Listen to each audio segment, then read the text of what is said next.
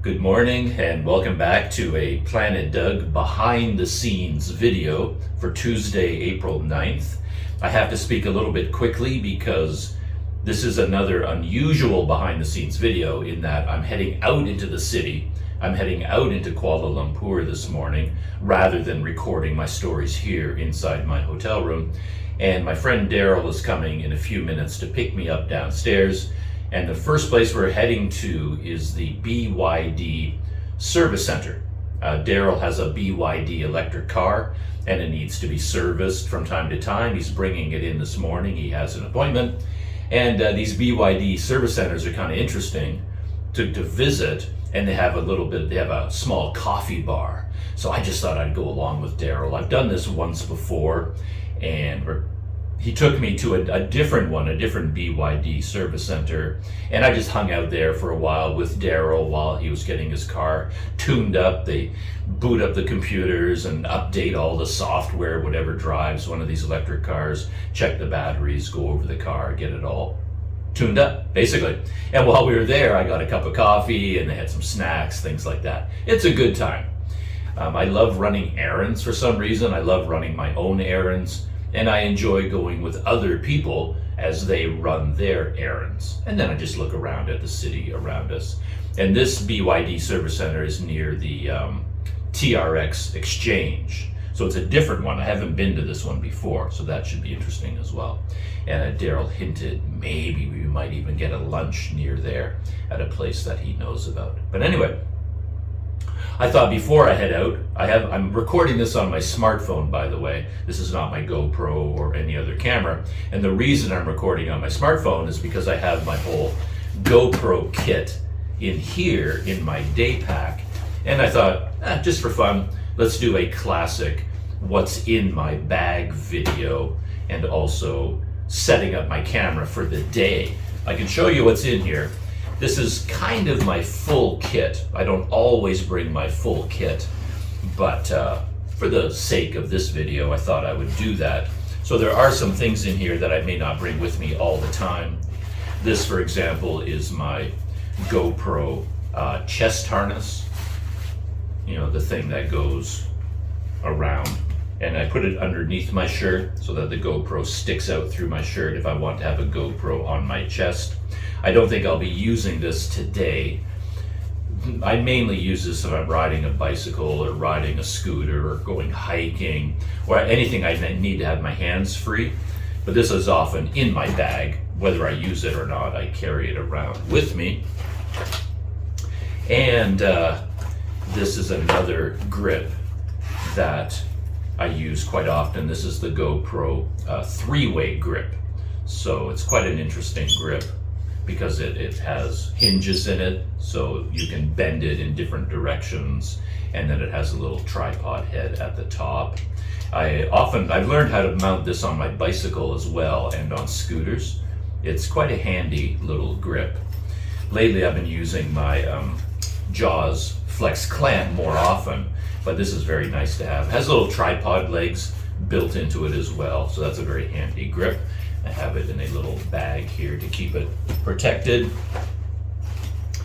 This is my Rode Wireless Go microphone pouch. I tend to keep everything in individual pouches just to keep things organized, but this is where I keep my microphone stuff. So that goes there. And then I have two Insta360 selfie sticks. I have two of them because you can put them together, and now it would be, if you extend both of them, it's twice as long. This turns out to be not a very good idea because the join here is a little bit fragile. So I would like to get one of the full long, big extending ones. But right now I just have two of these, and I use this one for the camera itself. The 360 camera goes here on this invisible selfie stick, and then this one has a special attachment on the top where I can clip on one of my microphones. These are cold shoe mounts here. So if I want to attach a microphone here to interview somebody, or I want to record audio from something that's above me or below me or far away, I can use this basically as a boom arm for a microphone. This is my main gadget bag, so all of my GoPro stuff is in here, memory cards, batteries, my 360 camera is in here, another Rode Wireless Go microphone, all kinds of doodads, cables, adapters, all the little bits I need to keep organized, they go in this bag. And then we get to GoPro mounting gadgets. These are all adapters, thumb screws, quick release buckle mounts, all these sorts of things. And now we get to the most important things. This is my Jaws Flex clamp. This is my main grip for the GoPro. And then this is my GoPro, also inside a protective bag, as you see here. And so there it is. There's my GoPro Hero 9. And it's on this extension arm because I like my grip to be a little bit higher, so I don't actually have to have my arm in the video. I like to have a little bit of an extension like this. So this clips into here with the GoPro quick release mount, locks into place. And then I have here ready to go my Rode Wireless Go. So this is the receiver here, and then clipped to the extension arm is the transmitter microphone. And this goes on this cord around my neck. So I clip that on there. The receiver is here. This cord has to plug into the receiver. I disconnect all of this when I put the camera away. And this is the GoPro mic adapter. It has to click into the USB-C there. So basically that's how I get ready to go. I take this out of its case, clip it onto here, and boom, now I'm ready to go. So that's that. So that's what I'm bringing with me today. Let's put all this away again. I'm moving fast because Daryl is on his way. Oh, I better go. That goes in there. These go in there. Everything just slides in. Oh, I also have, for easy access, I've got a little pocket here, and this is where I keep the extra batteries. So I don't have to dig into the bag when I need to change a battery, but the extra batteries are in this orange pouch. And this is my extra microphone because the Rode Wireless Go set comes with 2 of them.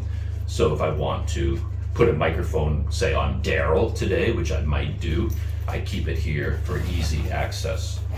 So there's the bag. It's all ready to go. It's a little bit heavy. Ooh, my phone just vibrated. That's probably Daryl telling me he's on his way or that he's here. Let's see. Oh, I can slow down. Daryl is running late. He slept in, and so I have tons of time.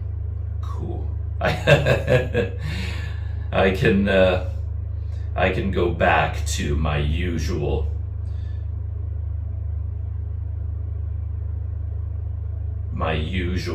laconic, slower delivery. So anyway, I have lots of time now. So once I've assembled my gear, I don't really ever need to assemble it, to be honest, because it stays in this bag all the time. So I can just grab it and go. All I need to do basically is take out, as I said, these 2 pieces, because it's too long really to go into my bag like this. And I don't want to stick this into the bag unprotected. So this, like when I'm putting things away, basically all I really do is disconnect these 2, and then this one goes inside here to protect it, and then I just zip it up. So these 2 pieces go in like that. So when I'm getting ready for the day, I take out this and I just unzip this, take it out,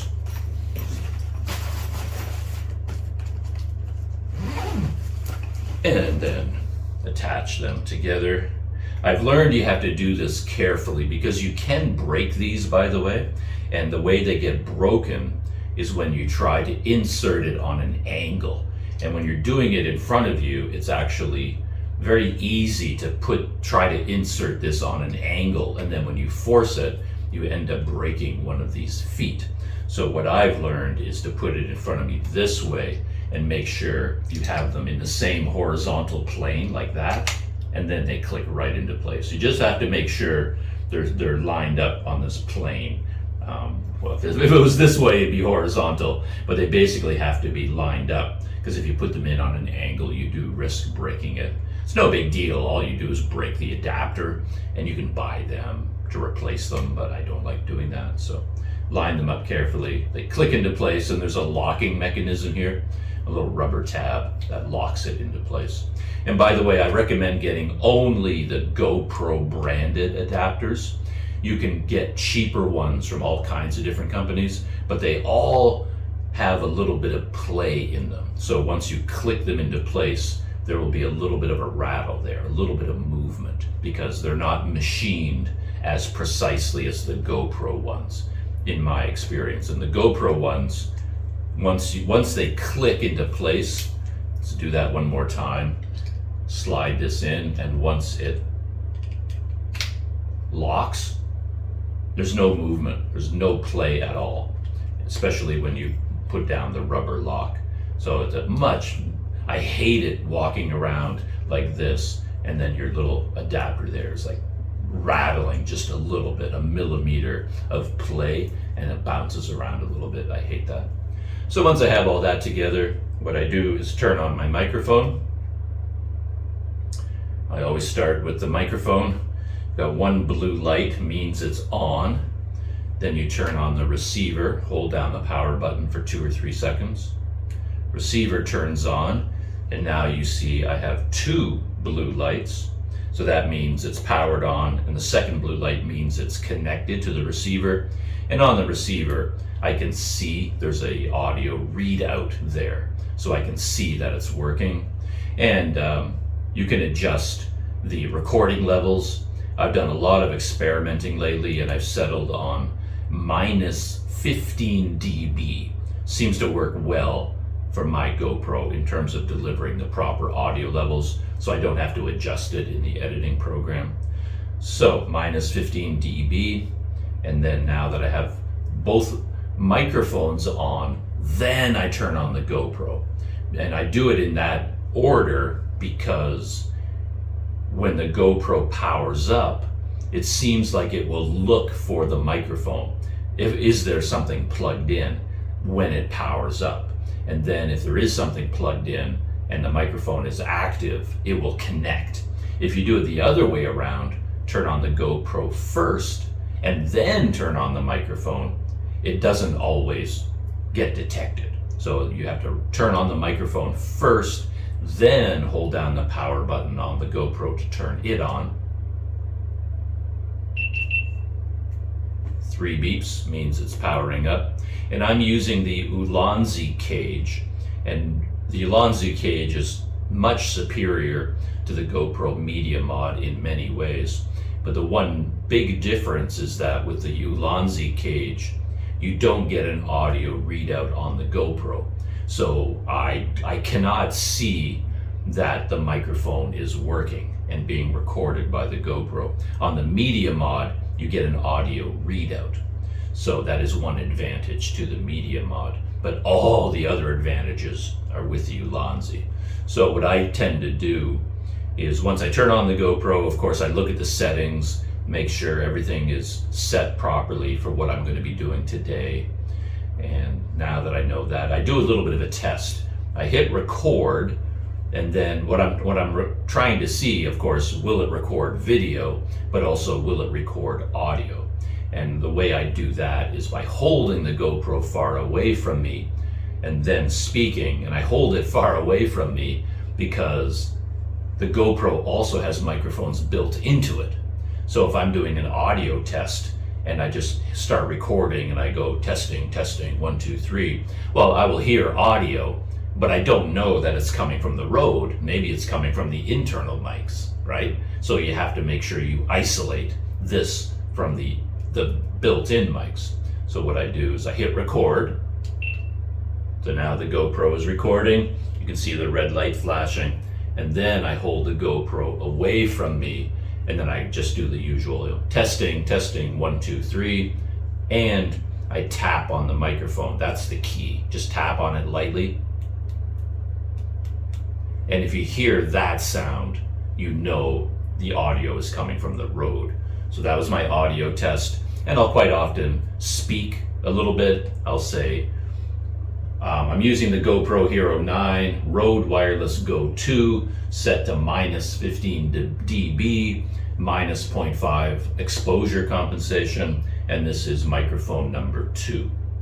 So I basically record all the technical details so that when I'm editing later on, I know what the settings were for that video, for all the video I shot today, just to remind myself what gear I was using, what settings I chose, things like that. And it's linear, 50 frames per second, 1080p.